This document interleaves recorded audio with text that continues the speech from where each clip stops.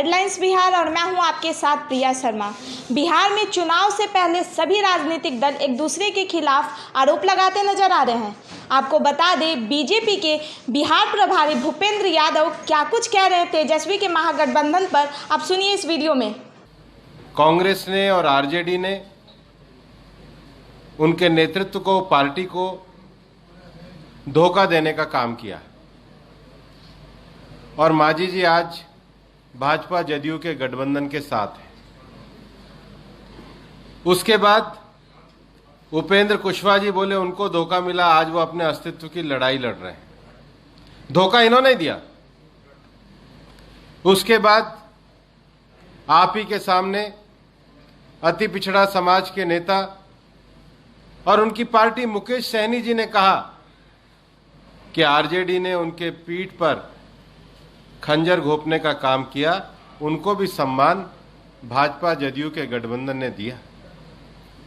और उसके बाद रांची में जहां आरजेडी बार बार झारखंड मुक्ति मोर्चा की सरकार का फायदा उठाती है, उस झारखंड मुक्ति मोर्चा ने कहा कि राष्ट्रीय जनता दल में राजनीतिक शिष्टाचार नहीं। और कांग्रेस और आरजेडी दोनों झारखंड में तो फायदा उठा रहे हैं जेएमएम का, यहां पर उस ट्राइबल पार्टी को स्थान देने को तैयार नहीं है। उन्होंने भी इन पे धोखा देने का आरोप लगाया।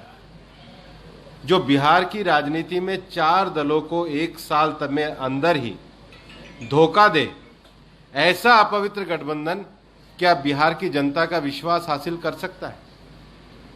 मेरा दूसरा प्रश्न है, और मैं ये बहुत सोच समझ के कह रहा हूं कि आरजेडी का जो कमजोर नेतृत्व है, तेजस्वी जी, उसको देखते हुए आरजेडी के रास्ते उग्र वामपंथ अब बिहार में अपना पैर पसारना चाहता है। और इसलिए लंबे समय तक जिस उग्र वामपंथ ने, जिस अल्ट्रा लेफ्टिस्ट फोर्सेस ने बिहार में, जहानाबाद में, अरवल में, गया में, नवादा में जो स्वर्ग संघर्ष कराया, जो लोगों का झगड़ा कराया, जो वर्ग संघर्ष की थ्योरी को लेकर के बिहार में काम करते हैं, ऐसे मार्क्सवादी और लेनिनिस्ट पार्टी के लोग, माले के लोग, आज वो वामपंथी लोग इनसे 30 सीटें लेके गए, बाकी इनके अंदर से भी सीटें दिलवा दी है।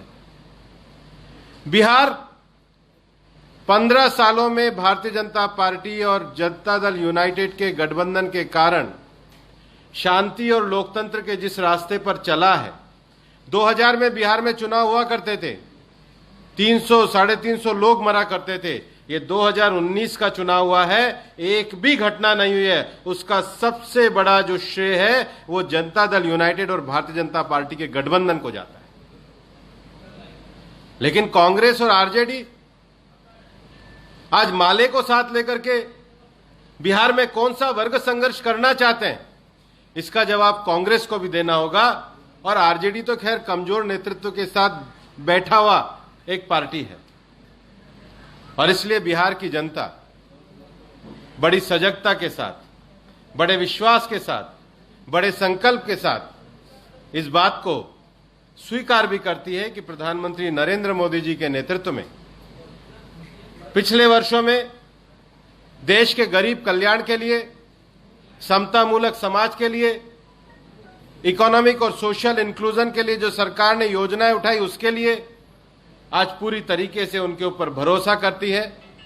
और हमारा ये स्पष्ट मानना है कि भारतीय जनता पार्टी, जनता दल यूनाइटेड, हिंदुस्तान आवाम मोर्चा और विकासशील इंसान पार्टी का ये गठबंधन आने वाले चुनाव में 3/4 सीटें लेकर के विजय प्राप्त करेगा और पुनः नीतीश कुमार जी बिहार के मुख्यमंत्री बनेंगे। धन्यवाद। मित्रों, हम एक तो आपने देखा किस तरह से बीजेपी के भूपेंद्र यादव तेजस्वी के महागठबंधन पर जोरदार प्रहार कर रहे हैं। लेटेस्ट अपडेट के लिए बने रहिए हेडलाइंस बिहार के साथ। अगर आपने इस चैनल को सब्सक्राइब नहीं किया है तो सब्सक्राइब कर ले और बेल आइकन को दबाना ना भूलें। धन्यवाद।